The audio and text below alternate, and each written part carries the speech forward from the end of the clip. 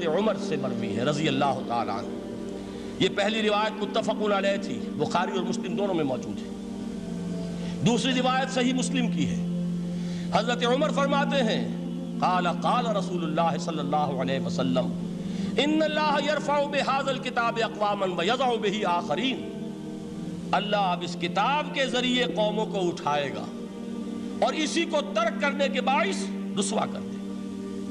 یہ ہے اب ابد الآباد تک کے لیے، خاص طور پر مسلمانوں کے لیے اللہ تعالیٰ کا یہ قانون۔ اس کتاب کو لے کر اٹھیں گے سربلند ہوں گے، اس کتاب کو پیٹھ دکھائیں گے ذلیل کر دیے جائیں گے۔ یہ گویا کہ اب امت مسلمہ کی قسمت جو ہے وہ تلے گی اس کتاب کی میزان میں، اسی میں طے ہوگا کہ ان کے لیے عروج ہو یا زوال ہو۔ اسی کو وہ جواب شکوہ میں علامہ اقبال نے سادہ ترین الفاظ میں کہا تھا، وہ زمانے میں معزز تھے مسلمان ہو کر اور تم خار ہوئے تاریک قرآن ہو کر۔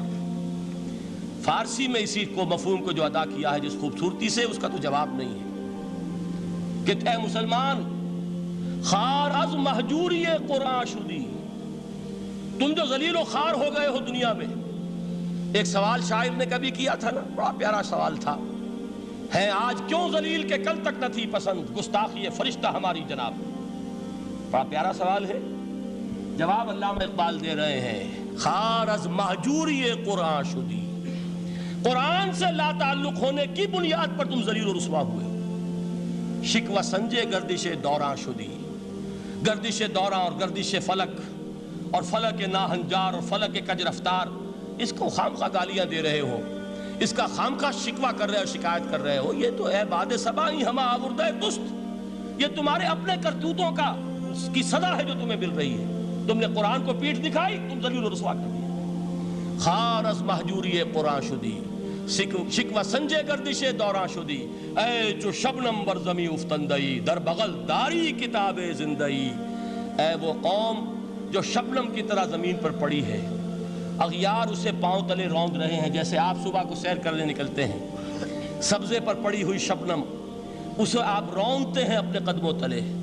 اے امت محمد، آج تو دنیا کی قوموں کے سامنے اسی طرح پابال ہے، سرنگوں ہے، لیکن ہوش میں آ کہ تیری بغل میں وہ کتاب زندہ موجود ہے، وہ کتاب زندہ جس نے کہ دنیا میں یہی جزیرہ نماء عرب، وحشی لوگوں کا مسکن، نہ یہاں علم، نہ یہاں تمدن، نہ یہاں تہذیب، نہ یہاں تنظیم، کوئی ڈسپلن نہیں، کوئی حکومت نہیں، کوئی تہذیب نہیں، کچھ نہیں، تاریکیاں ہی تاریکیاں۔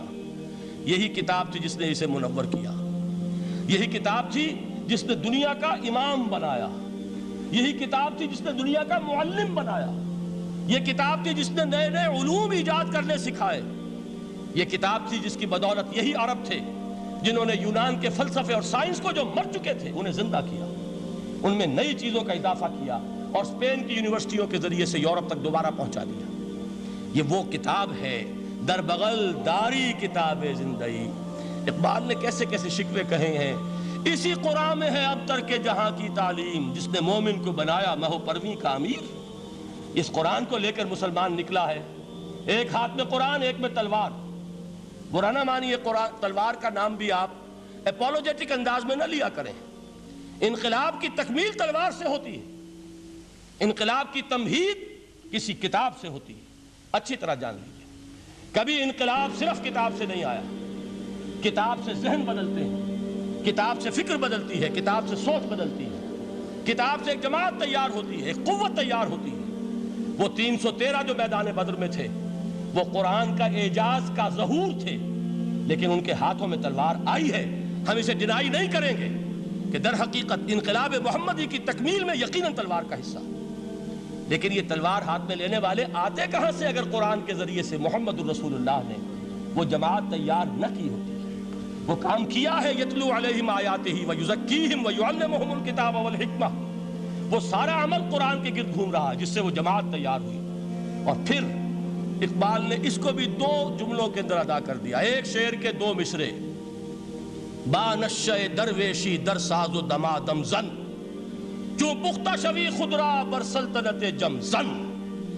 پہلے ہے وہ نشہ درویشی، وہ فقر، وہ صحابہ کرام کے وہ راتوں کو اللہ کے سامنے کھڑے رہنا، وہ تزکیہ نفس، وہ موعظہ قرآنی، وہ تزکیہ جو قرآن کے ذریعے سے ہو رہا تھا 13 برس تک ہوا.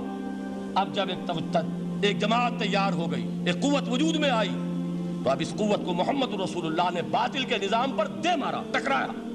بانش درویشی در ساز و دمادم زن, چوں پختہ شوی خدرا بر سلطنت جم سن. تبھی وہ انقلاب آیا, جاء الحق و زہق الباطل ان الباطل کان زہوقا. تو اللہ تعالیٰ اس کتاب کو اب میزان بنا چکے ہیں. وَبِالْحَقِّ أَنزَلْنَاهُ وَبِالْحَقِّ نَزَلَ, یہ قرآن حق کے ساتھ نازل ہوا ہے, فیصلہ کن کتاب ہے. إِنَّهُ لَقَوْلٌ فَصْلٌ وَمَا هُوَ بِالْحَزْلِ, یہ قول فصل ہے, حزل نہیں ہے, کسی شاعر کی شاعری نہیں ہے کہ آپ نے تحسین کی تو کیا اور نہ کی تو کیا. یہ کتاب وہ ہے کہ اگر مانو گے تو مہو پرویں کا امیر بنو گے, اور اگر اس کو پیٹھ دکھائے رکھو گے جیسے دکھائی تم نے تو ذلیل کر دیے جاؤ گے, رسوا کر دیے جاؤ گے.